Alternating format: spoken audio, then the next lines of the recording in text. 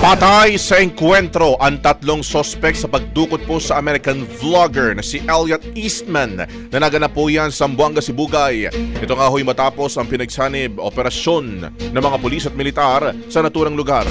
Ayon po sa mga otoridad, ang mga persons of interest na nasawi sa engkwentro ay kinilalang sina Abdul Sahibad, Fahad Sahibad at Morsid Ahud, kung saan napag-alaman na sila rin di umano ang tumulong sa iba pang mga sospek na sangkot din sa pagdurukot daw at para makapagtago.